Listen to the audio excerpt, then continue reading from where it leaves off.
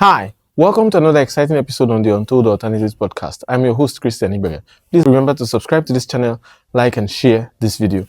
On this episode, I have two very special friends who are going to be taking us on a conversation around social constructionism, and they are Nana and Felix. You must have seen them on the first episode. This time, they are in for another very intriguing conversation.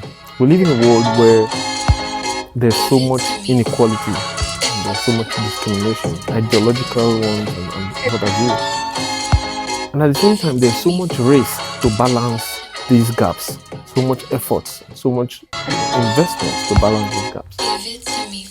And it seems like as these efforts increase, the gaps are also widening. And that's why this topic is quite important and timely. So, I think the fundamental question on this episode is, what if everything we know in society is socially constructed? And if that be the case, what if this knowledge imprisons us? We had both of you on the first episode, and it was really interesting. Coming to this, I think it's not so disconnected from the previous conversation we had. But talking about social construction in the context of jobs. So we'll be taking it from one context to the other so we can do some justice to it before we move on. But let's talk about job. Now, let me give a little bit of a background. A job, or something that is considered a job in a certain society or in a certain region or country or what have you, or a decent job, let me use that caveat to properly describe it, in another society is considered as an inferior job, despite the fact that this can provide financial gains. It can provide engagement, which is employment. It can contribute to someone's personal economy and overall to the nation's economy. But then, because that society constructs it, since we're talking about construction, or that society builds a notion, an ideological notion around it that, oh, this is inferior. So much that even when people are in need of an engagement opportunity, they still don't want to do that. They feel like, oh, come on, taking this job will be going too low. And that seems to have now created what others outside will see as an economic opportunity, what people inside would see as unemployment opportunities or high rate of unemployment. Now, that is something that seems to be bedeviling many societies, especially in the global south. What is your thought around this? So let's start from there. Yeah, I mean, it's a good question. It's a question that brings its own memories, especially if you grew up in Africa, if you grew up, laugh about it. Yeah, exactly. I mean, especially if you grew up in Africa and you've lived in Europe and other countries. And sometimes it doesn't even mean that if you live in Europe, your situation becomes better. No. Yeah. Because sometimes the kind of job you do in Europe is actually a job you would never do in Ghana, But I think it all has to do, for me, with history. What has been the historical trajectory of how jobs or work has been shaped? I feel like history, economic transformation, and cultural transformation has a place to play in how we see jobs today. Some scholars say we are in the fourth industrial revolution. And so in each of these revolutions, the dynamics of society changes. Before the first industrial revolution, everything work was primarily agriculture. And it was primarily at the house family level or communal work level. So it is families that produce what they eat, what they wear, and even the tools that they needed for the kind of work that they needed. In that kind of society, reciprocity was the main value, or prestige for people. How much hard work you do and how much you are able to exchange whatever you have, whether you have your strength, I have food, I have housing. So reciprocity becomes the sort of prestige, around that. And then the Industrial Revolution happens and people had to move from their rural areas, come to urban areas, and you have a different class of people arising now. You have the factory workers, and then you have the managerial staff. And within this whole cycle of factory workers and managerial staff also comes with urbanization and the problem with urbanization that we have seen. My father tells me a story about when he first came to Accra, which is the capital of Ghana. And whenever he talks about that story, you feel the kind of enthusiasm, the kind of excitement to leave a village, come to the city. And I'm like, what work were you doing? I came to be a maid servant for my uncle who was working in the colonial, setup. But he talked about that with some kind of joy, some kind of enthusiasm. It was an achievement. I couldn't imagine, what that. But at that point, leaving the rural area, coming to the city, and finding work to do in a man who is educated abroad, who is part of the colonial, system, was huge. Even if you're a maid servant, that was huge.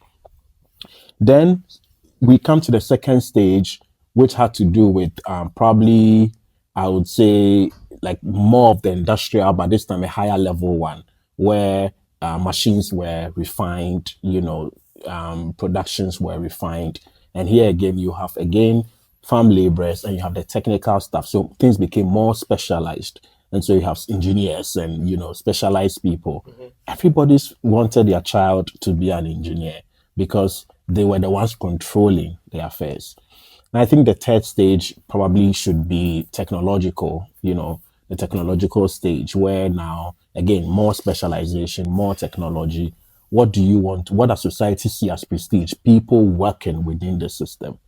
And then now we have the fourth industrial revolution happening, which we don't even know because it changes by the day, the technology, the automation, the AIs and all that, which is making some of us very obsolete, even if we have higher education, because we cannot really fit into that and we are grappling with that. So economic transition changes or have an effect on culture and also on prestige. Now, what do we see as work? We feel that work is supposed to be white collar. What I mean by white collar is that someone is a lawyer, someone is a doctor, and then people who are blue collar jobs, like working in restaurants, in farms and all that. Yeah. Okay, well, be careful about farms because that is even a whole level talking from an African perspective. So now the prestige has to do with a lot of respect is attached to work that is white collar. Okay, because then people sit in offices, they exhibit what we call conspicuous consumption. They are having more shoes, nice cars, they have symbol of success, having a car, having an apartment, wearing a suit, traveling abroad. Come on, who doesn't want their child to go through that? And then you have the blue collar job, which is actually what is real and actually what is a meaningful job. But because they don't exercise a lot of conspicuous consumption in the context of Africa, I would say, and because the symbols of success are not pretty great, we actually look down on them. And then, of course, agriculture and craftsmanship are the rural communities. Really, nobody cares about them, So I feel like the construction of what work, the social construction of what work has been about, has always had to do with economic transformation happening at a time and how that economic transformation changes people's culture and perception about prestige. And this comes with conspicuous consumption, success symbols. I'm sure the next parents are super happy that he's doing IT in Europe. I'm sure my parents are super proud wherever they are because they are son. But really, so I feel like that's how we construct work. Interesting. No, you want to jump in? I think he basically laid out the kind of theoretical background and all that too, and the historical past to it, and I think what he's saying is basically right, especially when you go to the global South context. in the past, what we saw was like the white collar jobs were the real jobs. That's what the perception that people had. And then the blue collar ones, a lot of people saw those as those are not like not very attractive ones. But then if you really look at how societies develop and how communities are developed, you can actually tell that it is really the blue collar ones, the more practical ones. Those are the ones that drive society. Because yes, we need managers, we need all those ones that wear the suits, but then who actually builds the roads? Who makes the cars? Who makes the furniture? Who cleans the room? You see, so that is where I think in the global south, that's where problem comes when we are looking at what real job is, because everyone wants to live in the office, wear the suits, drive in those cars. But then in our recent world, are they really the real jobs? Because you look at our society, for me personally, I think I have a problem with that one in our context in the global south. Because let's look at plumbing, construction, and all that. You notice that is actually where the money is. But how do we see those people who do that? And because we have not actually like organized that sector, it's more like that is like moved into the informal sector in our part of the world. But if you compare that same context to that of the developed world, you realize they are a lot more organized. So the blue collar jobs, they are not seen as the bad jobs or inferior jobs. And they pay well. Because, for instance, somebody who is doing a mechanic, his salary at the end of the month is basically the same as the manager. And even they might actually maybe earn more than that manager in that company. I like to probably answer your question. So your question about the fact that the plumber is treated in that way, has low prestige and all that, also has to do with, again, you hint on that, how those sectors are formalized. But most important thing is unionization of work. The distinction between the global south, Africa, I would say, and Europe is that a factory hand in Germany has contracts. And sometimes most of those contracts are kind of, they are not permanent, they are not temporal, they are kind of permanent. And how much you pay, how much they are paid is already determined. How much of sick leave they get, all these perks of the job are already determined. And so we feel that wherever jobs are formalized, wherever jobs have stronger union, and wherever regulations for work are high, then of course workers would get more from it. So the difference between a plumber in Germany who is getting more, who is respected, and whose social status is a bit higher way much than a plumber in Ghana is because plumbers in Ghana's work is seasonal. It is short term.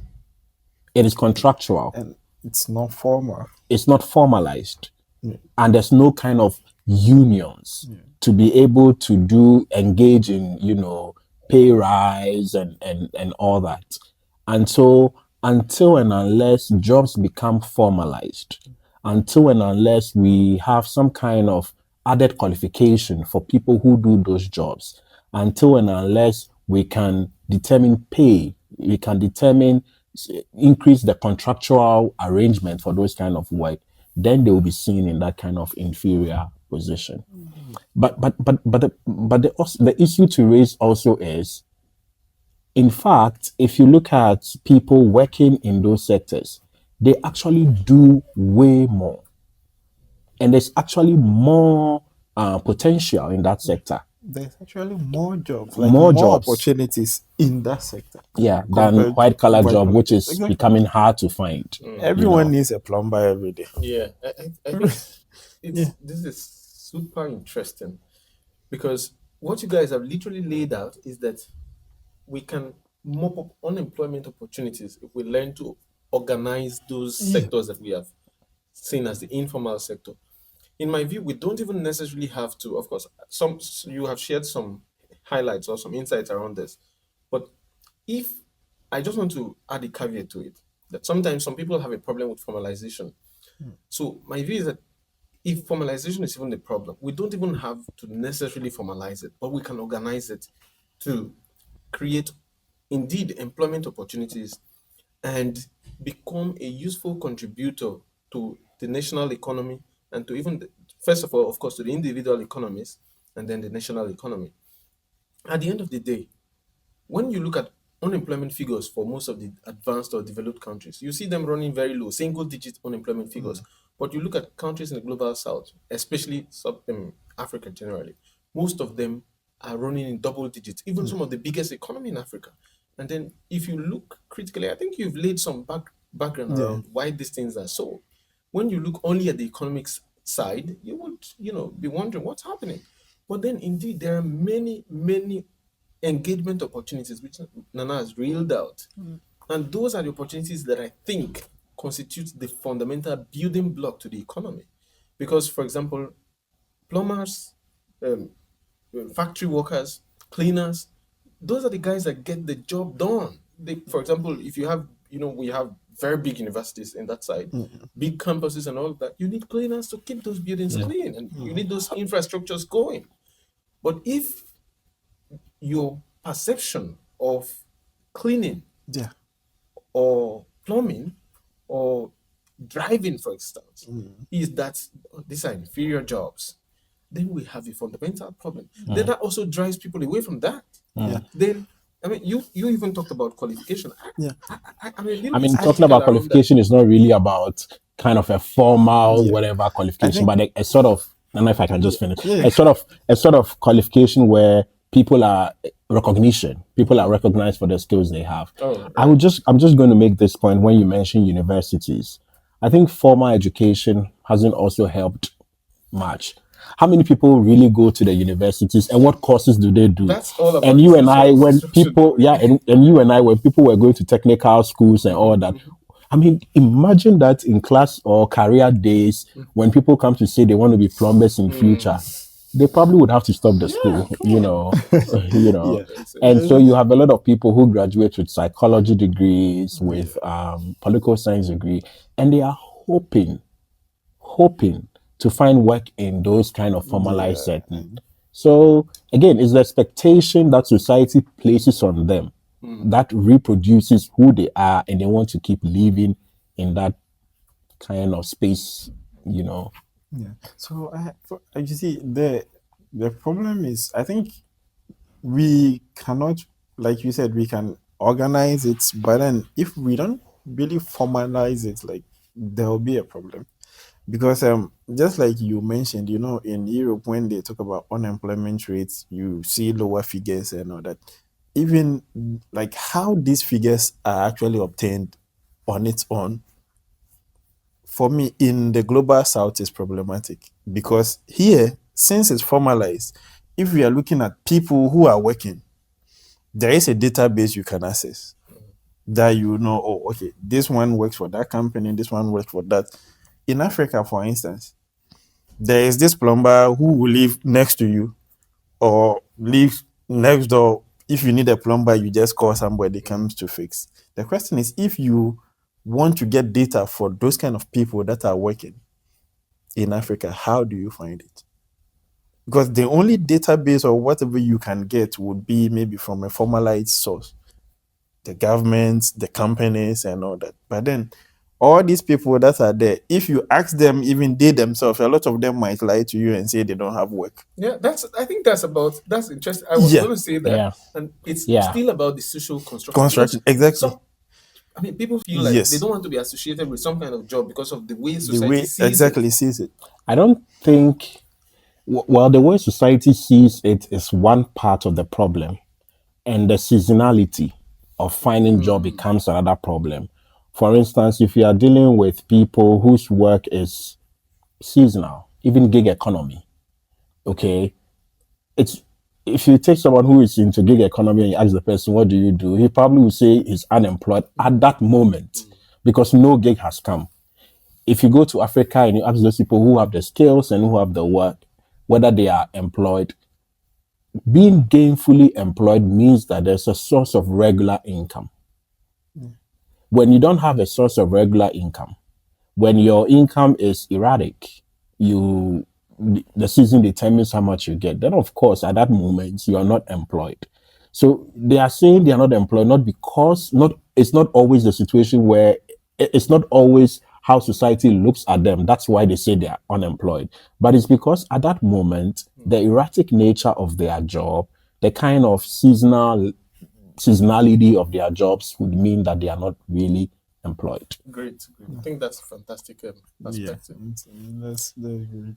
So now, in driving this point forward, something that could be interesting would be, what then? How it looks very complex. I mean, especially having shared, and this is just very brief perspectives. If we go deeper, we'll see how even complicated it is. In fact, just to drop this little bit of an highlight. So, in the last couple of weeks, I came across some documentaries on job trainings, especially not those very official jobs. You know what I mean by very official jobs, managerial positions. I mean, now jobs that require some level of handiwork. Now, I realized while I was watching those documentaries, I realized that, look, people go through a lot to prepare themselves to do these jobs. And so while we go to the universities and prepare ourselves for managerial positions, for instance, studying, conducting research and all of that, and of course we feel that's a lot of work for us. People also doing powerful jobs to prepare, powerful trainings, should I say, to prepare themselves for jobs in the other sectors. Then it becomes really important that we realize that everyone is equally important. And if that is the case, if we want to think of what's the way forward, something that both of you have shared that I think is fundamentally holding back these sectors from advancing, especially in the developing economies, is that organization and formalization. Now, because like Felix hinted, if you are going to be receiving income intermittently, you are not sure of when your next income is coming, then it's a problem. I agree. But then, before we go too far, I want us to reflect a little bit on that, on the social construct, the ideology that these sectors are inferior. I'll give you some examples. I don't want to keep my contribution too long, but I'll cite some instances. Sometimes when you're using the airport in some parts of the world I wouldn't want to mention for some reasons, and then you see a cleaner. I don't want to use the word beg because but ask for it. And it gives me an impression that this cleaner feels that he or she is in a disadvantaged position, or in a position of disadvantage and needs to be helped. But in other parts of the world, a cleaner, some cleaners operate robots or just stand by and the machine is doing the job, or some of them, even while they do the job with their hands, they understand that, look, I'm going to be paid at the end of the month and this is my job. And so the fact that someone is flying doesn't mean that I'm inferior or I'm not, because at the end of the day, they can still fly. Now, something you hinted earlier while you were speaking, prestige. I think that is something that, to an extent, in contexts where these sectors are organized, it still comes with prestige. Because if, for example, the guy that fixes my car, and when you know how many cars he gets to fix in a day and all of that, and at the end of the month, how much comes to him? If he puts on his suit and decides to go on a vacation or flies at the airport, we dress equally and we're all seen alike. So he's actually more richer than you. Absolutely. Absolutely. Yeah, so at the end of the day, the person who is clean at the airport and is now asking for money you may be asking from someone who earns less Yeah. than you at the end of the day. Yeah, but the economies are different. You are referring to a cleaner in probably the global north, where she is not just cleaning at the mercy of someone. Yeah, now interesting, you get the point. But let me just add this caveat while you continue. Now, you know why I brought that analogy is to actually put it to you or leave you in the context of now identifying that social construction that indeed, yes, the economies are different, Yes. but then also there's something underneath, Yes. which is this. And that's the point I was driving I to. think it's The basically ideology how has we to see do with service. it. The one cleaning the global north is not doing mercy. It's not at someone's mercy. He or she is offering a service. And there's the value to that yes, service value. that he or she is rendering. In most places, cleaning at the airport is at the mercy. You know, you should be lucky. In some places. Yeah, in some places. You should be lucky that you have that opportunity to even clean at the airport. I mean, the social construction of begging has its own place. That's another discussion. Because for some people, I think in our culture, there's always this kind of big man mentality. And that big man mentality means that even if I have money, even if I can take care of myself, once Felix has arrived from Europe, something must trickle down. There's always that trickling down effect. So I don't really base a lot of emphasis on that. It's part of our system where you have to virtually be good, be nice, you know, be nice. It's frustrating sometimes, but it's not a big deal. I think if people were even well paid and had all the jobs and all that, they will still go around asking for that. But then, like you are saying, you see, I also have like a more like that is true as you are saying, but I think there is also a certain, like he said, there's certain social constructions how the society also see those particular jobs. Because for instance, I have kind of privy to know certain experiences that people go through. For instance, like we are saying, we have to formalize certain jobs.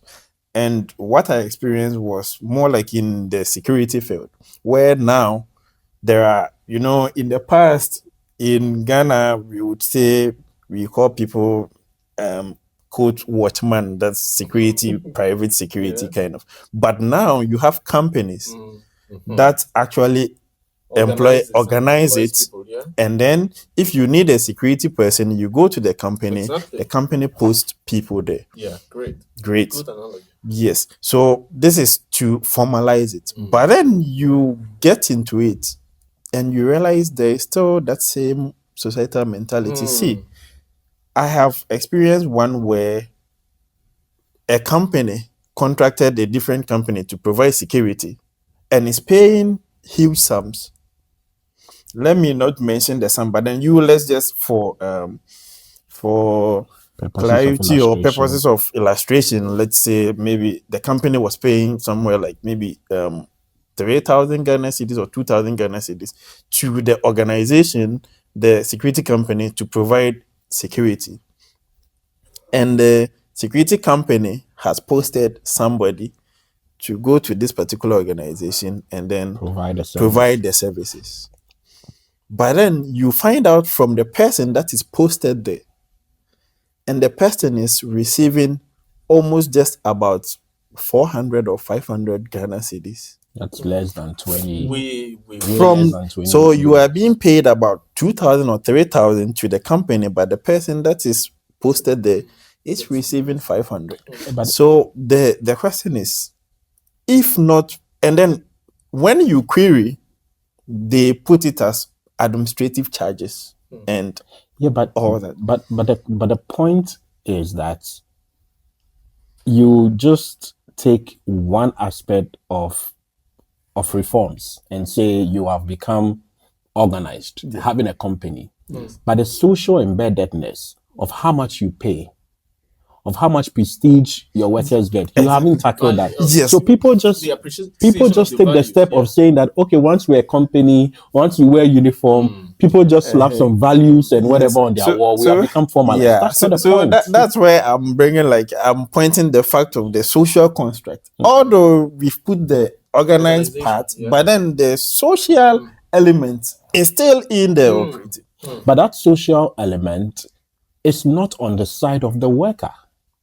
That social element of greed, yes, it's part of the whole capitalist exploitation system. Yeah, because so how has the worker become like? Because social construction means how we see the worker. Now, I give you an example.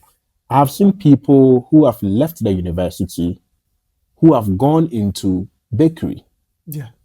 And they are doing marvelously well in bakery. Yeah. Even though bakery is a job that is not very, because they have used the skills and the knowledge they got from the university, gone into bakery, and they are doing well. Yeah. You and I know people who finish university and said that, you know what, I'm going to create my own jobs, and they have gone into farming, commercial farming, and they are doing well. So the point is not that people, of course, some people do see themselves inferior in the state they are, but there are most people who are entering into these fields that have been seen as inferior, that have had very low prestige, and they are turning things around. Yeah. So I think that's where we are moving to now. Yes, because this particular field, it's still there. Even if right now, if you leave the university that you are going to do farming, they are still going to see you as that's an inferior until you achieve the success. Exactly. No, that's you get. Point, yeah. So even though it is not inferior, that is where we have to break. People have to see that it is not inferior. That's what we have to turn things around. Exactly.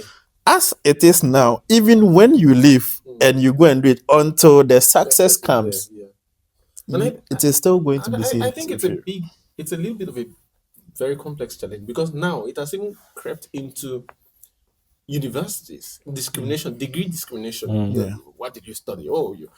For example, now tech is a hotspot. So if you're not there, then it looks like you have no future. Mm-hmm. But one that these kind of conceptions or ideas fail to capture is that every field is important to society. Let's say, for instance, a psychologist. Especially in emerging economies, you literally need all of this, because these are the building blocks of your economy. Yeah. Sometimes I've seen people, for instance, of course, this can be mere jokes, but then they also show what your ideas are. There's people, really cool people who study certain fields. What are you going to do as a psychologist? But if someone has a challenge, a mental challenge, an emotional challenge, or whatever that bothers them, you're supposed to see a psychologist and get some help. So because people are not using that service, or because people think or have some kind of way of seeing that field, they tend to also place less value. We talked about value. Place less value on it. And that also wants people to, or it's pushing people away from that field and pushing more people towards a certain side. And now, you know what that does? It creates more competition. In fact, at the end of the day, that field gets super saturated. Yes. And then again, the value begins to crumble.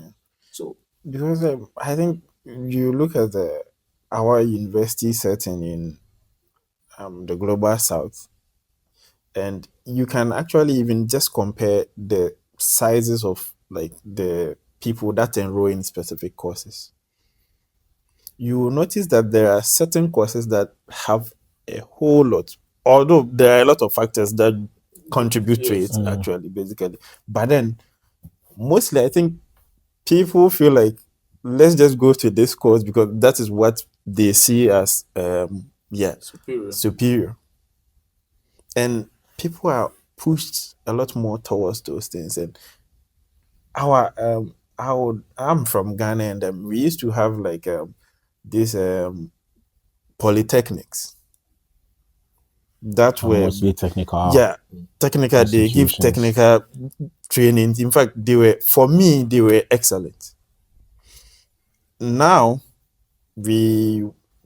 politics, maybe let me say, through political stuff, we would want to upgrade and all that. Now we call them technical universities. Okay. Yeah, but then with the name technical universities and all that, has it really reflected in? Because now, if you go, you seem to see that there is kind of a shift towards the actual intent, as in training people with skilled, like those handiworks, carpentry, mechanics, people, plumbing, and these people are really skilled people, because I have had the opportunity to like work with some of them, and in fact, amazing Talents, skilled men, like really, really skilled. But we still saw them as kind of below the university. You get like social construct. So now people would rather do the university, and these technical universities now are now getting into marketing, business administration, procurement, and they want to go where the people are going. that is where a lot. Where But then I think there is something fundamentally wrong, because see, I know people that are making a lot of money in carpentry today in our country, and well, I would say maybe things are improving, because now people are getting to realize that, hey, these skills actually are the ones that actually pay. Yeah, So, but we also haven't part of this whole social constructionism also has to do with what is the purpose for us of education. And I think for most people, the purpose of education is to get into a higher office and make more money. that is true. Okay, get into a higher office and make more money. And what could get you into a higher office and make more money? Formal work, formal employment. And so much of that wrong intuition that the purpose of education is to get a good job and make money, rather than the joy of learning, rather than being critical, rather than learning different skills that helps you to apply rather contribute to society. Like one philosopher would say that the purpose of it all is that different skills come together to build a society. You need a musician, you need a plumber, you need all this to build a society. So instead of we seeing that the whole social construction is about who gets more money, who gets to exhibit this kind of social symbols and status. And that, I think, is where our construction becomes wrong, because it's all about structure and social status rather than contribution. And I would just add by saying that, some of these points we're raising is one factor that is driving people to move from their homes, leave their comfortable places, comfortable jobs, and move somewhere else to find and settle for sometimes things that they ordinarily wouldn't settle for back then. I think you probably would need a sociologist to talk about social constructionism. But I think the whole idea has to be that what we know and our perception of issues are shaped by social norms, by social practices, by the culture in which we grow, into. And so when it comes to issues of inequality, a lot of investment would be made and will still be made, but the problem would persist because we always haven't solved problem looking at the social foundations of the problem. We've always wanted to do something, quick fix, and then it's over for us. I think, like you said, social construction should be maybe like projects and everything we are doing is shaped by the communities we live in and the values and all that in that particular community. But then I think the challenge is more like now we are moving towards more like a kind of a harmonized kind of society. We want to have things being harmonized in almost everywhere. So when something that is seen as okay in a particular society is not seen as not okay, but then we want to have more like a general stuff, and that is where most problems actually arise with social construction. And that make like two good points. He talks about harmonization. The question to ask is harmonization from whose point of view? And he talks about social system, because society is not an isolation. Society is a constellation of systems and actors. And so poverty may exist in a community, but that poverty is not only an economic manifestation of a problem. It is probably also social manifestation. It's probably also a physical manifestation. It's probably also a kind of violence manifestation. And so to look at it without looking at the social embeddedness of that problem, you would solve economic poverty at some level, but then poverty comes back again because then the social structures and social systems haven't been addressed. For the sake of time, I want us to move to another aspect of this social construction, which I think can be quite controversial sometimes, and it's about gender. Of course, you know that we are in an era of gender equality, and this is like a hot topic now. But then let me give you some kind of background. I've seen, for example, cases in my own country where when you see a lady or a female in a certain job or in a certain field, she can suddenly become a social media sensation. For example, you see a woman driving a truck or a mechanic. Most likely she has made it. People would, take pictures, send all over social. Let's help her. Let's push this person. And then sometimes, while of course I appreciate that it's in our nature to be kind, but then something that crosses my mind sometimes is, amidst all of these arguments and debates for gender equality, doesn't it portray some kind of favoring one gender over another? Is that really equality? The question of equality is always a pretty slippery slope. Especially in Africa, I would say. I think it's a question of equity, really, in most cases, than equality. Okay. It's a question of equity. And I think the sensation that comes with seeing a female driving a truck has to do with the fact that we have always blocked them away from that opportunity. Historically, women have always been associated with some kind of jobs, even if they were highly educated, even if they were working in big fields, they were still restricted. And so you find women who were dominating in fields that we think is like caregiving, or fields that are kind of, okay for them. And then you find men in engineering, in law, like in that kind of field. And so even though that kind of social media attention for a woman driving itself is itself a reproduction of existing inequities and gender inequities in that space. But the point is, it's not really, you cannot fight for equality now. Women have been put down for too long.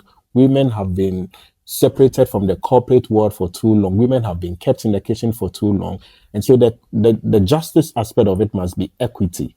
And we must really ensure that women find themselves in fields that have been previously dominated by men, and that's not just being previously dominated by men, but that even the salary structures is high. I'll tell you one story, and for me it's more like a personal story. So when I was a teacher in Ghana, I didn't have a teaching qualification because you have to go to the university and do education. I left a normal university and someone recruited me and trained me to teach. So one day, my friend and I, she was a lady, my pay slip just fell, and she saw my pay slip and she was shocked. I'm like, why? We are all paid the same. Why are you shocked? He says, no, you are paid twice than I'm paid. And that became a rude awakening for me because she actually had gone to an education university. She actually is qualified to be a teacher. I only left a normal university with sociology, and one education consultant recruited me and said, you can do this, and trained me to do it. But I tend to have more than she had. And that question is not about equality. She's powerful. She's strong in her own right. She's gone to school. It's about equity. How do I get paid twice the amount of money that one has, less than one has to be paid? So I feel like equality is important. I don't know when we'll get that. But if a manager earns 2,000 and it's a male, a female must earn the same thing. I feel that strongly. Now, just before you jump in, I think that's where the social construction thing comes in. Indeed. But then, go ahead. Yeah. So I think he's basically right. For me, if you are paying a man this amount for the same job, Mm-hmm. the female has to get the same amount. Because I don't see what is it that the male will do different. Once they are performing the same job, giving you the outcomes that you need, why pay one more than the other? So I think equity has to prevail in most of these things. But then also this particular area is very controversial actually. I think at the end of the day, we have to just make things equal. Just give equal opportunities to everyone. If you are recruiting, let's open things up. Everyone gets the same opportunity. Well, at least in the world now, there are certain steps that are being taken to correct some of these things. But I'm actually thinking about this, and it's kind of naturally we can also have the argument that there are certain fields that tend to be a lot more suited to I disagree. certain genders. I disagree. Actually, yes. No, I disagree. Give me an example. Okay, now Military. okay, let's go in. Let's go there. Let's go there. Let me just explain. Again, that's an exhibition of social constructionism. Yes, no. It's not an exhibition of. It's an exhibition of your own social constructionism. No, it's not. Really. No, that is why I'm saying Yeah, go ahead. naturally military. For instance, you have military. You have a military unit. You have to deploy into maybe whatever in the bush, whatever to go and do whatever. These people have to stay for a month. In that 1 month, they have to live in the bush. The question is, for the man, what are the requirements, the things they are going to need to survive? For the woman, naturally, they would have to go through, should I mention a diamante cycle and all that. So you need certain things to make them make them a lot more comfortable to survive. The men can easily go through this and achieve whatever thing. So in that context, even though the women can do it, naturally, biologically, these people are built to do those. Yeah, but that's a very obscure, it's narrow. The military industry or the military system is complex. Yes, that is where I'm coming to see. I get you. I would rather that women are given a place in the military. Yes.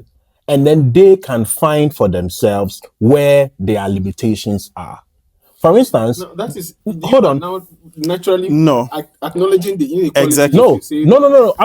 I'm not it's not about inequality, it's about equity. Oh. Women should join the military, okay? But the military is a vast system. That is where I'm coming to. You see, that's why I'm telling you. Yeah, but once you make the caveat, No, we are not making let women go into the military, and once they're in the military, they can find which sectors of the military works for them. Yes. Some women can stand all the tough. You and I know but that some women. let me come to this, Felix. let's See, let him land. like I am telling you, the military has different sectors. There are drivers, there are engineers, there are nurses, there are cleaners, there are everything in there. So I don't dispute the fact that yes, women are supposed to go. Yeah, There are a lot of fields that they are going to fit in. yeah. But then at the end of the day, let's say when you are deploying people to go to certain battlefield. place, to the battlefield and those things, Yeah. the question is, there are certain things that are suited to certain genders. So yes, the women are supposed to get in there. But there are certain jobs, certain fields that by the nature of biology, a certain gender is suited to those things than the others. What we should be looking at, rather than biological features, is that do people have the skills? Do people have the stamina? Do people have the physique? Can I just finish? Can I just finish? Yes. To undertake some of these things. Listen, if you have equal pay Yes. for every rank in the army, let's say those who fight on the front lines, this is how much you get. Yes. And a woman is fighting on the front line and gets that much. Who has a deserves problem? it. She deserves it. But that's not the case. Well, How Okay, are they you- paid? Are they paid less? women are paid less. In the Everywhere in the world, women are paid less. Yeah, no, for that, yeah, okay. In the military, women That- are paid. There's a yes. case even in Finland here where I think a fire officer went to the court to say that she was a woman on the same level, the same scale as a guy, but she was paid less. And the court had to make a ruling that no, once they're on the same Yeah, then level say- and they are exactly. getting the same amount. But I'm saying that and part of the social construction is that women should always earn less. That's Yeah. part of the social construction. Yes. Because what do they do really? What do they do? They have husbands. Their husbands should get more because it's actually their husbands that take care of the home. All I'm saying is let's start breaking this thing about using physical attributes to tell who can get into a certain job. The Actually- military is a vast field. Yes, It's a vast yes, field. no doubt. If women want to go to the front line and they think they can stand it, pay them well. They go to the front line. They go to the front line. Pay them well. I'm not saying they don't Pay go. them No, well. You see, the issue The is issue is about to put more emphasis on men at the front line because of their biological features yes. and leave women out. Or even if women dare to go, they are paid less because it's a no, low-domination no. field. I think we are wrapping up because time is not. But this is super interesting. I wish we wouldn't have to stop. But then he raised an argument which I would like you to address if you can. Monthly cycle, I think, is an important. Guys have their own cycles. Guys have their own. We don't- He no, does not have days that he cannot be effective. He cannot work. No, not true. Bro, do you work Alright. all the 30 days? Yes, we can. For us, no. You see, for men, we don't have that kind. If you are going to have what you know, it's mentally. There are See, cycles that there are days that you don't feel to work It's at not about all. no. It's not about you feeling. That's more emotional than bad. That's more emotional than biology. Come on. No. It's not. It's very I important. think we'll actually. come back to this. No, I agree. conversation. I think we'll have to certainly do an episode where we'll extend this argument because time is no longer on our side. So, last remark, just last. Oh one. yeah. I Final mean, for words. me, what would the future hold for all of this? I don't think the future holds a lot of good potential or will change this kind of perception because we are going into the world of AI and now we are going to have a new class of people who are on a higher status like IT people and all that. And even more, for me, the fear is that AI is going to displace more people out of job. And so the inequality that we feel, okay, it's going to happen. And again, for gender, if people are going to be laid off from work, I can guarantee you that more women will be laid off than guys will be laid off because of our own social construction. So I'm not one of the people who is optimistic that social constructionism in terms of work is going to vanish magically. But I think what we should do now is to place more emphasis on technical education. Africa needs to place more emphasis on technical and vocational education because that is where the kind of world is moving towards. The offices Donald Trump is already firing how many people from offices? That should tell you a lot. Thank you. And Yeah. So well, I think the social construction actually it needs to be worked on since there are a lot of issues revolving around all these things, and I feel like the equity that he's talking about, it's definitely we have to do something about, like at least our leaders. If a man is doing a job and a woman is doing that same job, they have to be paid the same way. After it's the same job, so why is one? So those things have to be addressed, and for the global south, I'm just hoping that our leaders kind of see the importance of some of these skills and handiworks. In fact, you look at economies like that of the Chinese and you realize the whole economic boom and everything was built around like the development of tools, development of skills, plumbing, carpentry. Even the whole engineering we are talking about, what are they? Mostly it's just handiwork. How do we fix that? How do we create that? those are the things that If I could ambush my brother. Yeah. No. 10 seconds.